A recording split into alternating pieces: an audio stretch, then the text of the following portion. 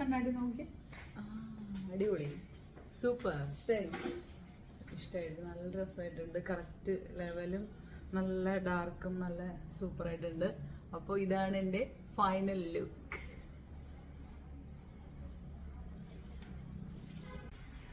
Hello, നിങ്ങൾ പുരികമില്ലാതെ കഷ്ടപ്പെടുന്നവരാണോ? നിങ്ങൾക്ക് കട്ടിയുള്ള പുരികം ആഗ്രഹിക്കുന്നവരാണോ? Microblading is your first option. So ഞാൻ ഇന്ന് ഇവിടെ ഒരു പാർലറിൽ വന്നിരിക്കുകയാണ്. അപ്പോൾ ആക്ച്വലി ഞാൻ ഹെയർ ഡാൻഡ്രഫ് ട്രീറ്റ്മെൻറ്റിന് വേണ്ടിയിട്ടാണ് വന്നത്.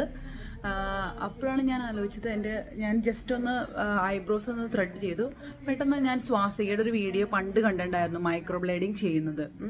അപ്പോൾ ഞാൻ ഓർത്ത് എൻ്റെ പുരികം അത്യാവശ്യം ഷേപ്പൊക്കെ ഉണ്ട്, പിന്നെ പക്ഷെ കുറച്ച് ഗ്യാപ്പ് ഉണ്ട് ഇടയിൽ. അപ്പോൾ ഇതെങ്ങനെ ഒന്ന് ക്ലിയർ ചെയ്യാമെന്ന് ഞാനിങ്ങനെ പാർലറിലെ ചേച്ചിയായിട്ട് ഡിസ്കസ് ചെയ്യുമായിരുന്നു. അപ്പോൾ ആ ചേച്ചി പറഞ്ഞു മൈക്രോബ്ലേഡിംഗ് ആണ് ഇതിൻ്റെ പ്രൈമറി ആയിട്ടുള്ള ഒരു ഓപ്ഷൻ എന്ന്. അപ്പോൾ ഞാൻ ഇന്ന് അതൊന്ന് ട്രൈ ചെയ്യാൻ പോവാണ്. അപ്പോൾ വിൽ സീ.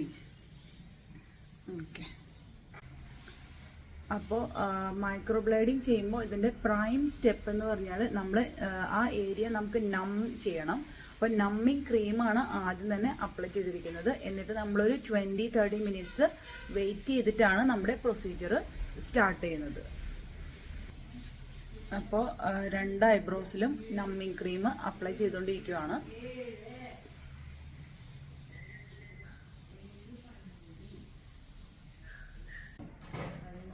അപ്പോൾ മൈക്രോബ്ലേഡിങ്ങിൻ്റെ ഫസ്റ്റ് സ്റ്റെപ്പ് നമ്മൾ പെൻസിൽ വെച്ചിട്ട് ഐബ്രോസ് ജസ്റ്റ് ഒന്ന് ഔട്ട്ലൈൻ ചെയ്തു.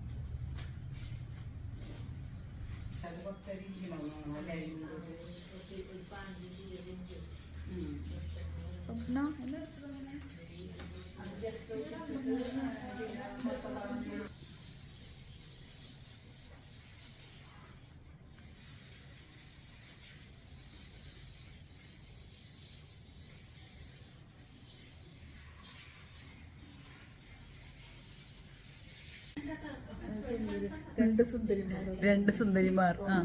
അപ്പോൾ ഷീബ ചേച്ചി എങ്ങനെയുണ്ട് എൻ്റെ ഐബ്രോസ് ചെയ്തിട്ട്?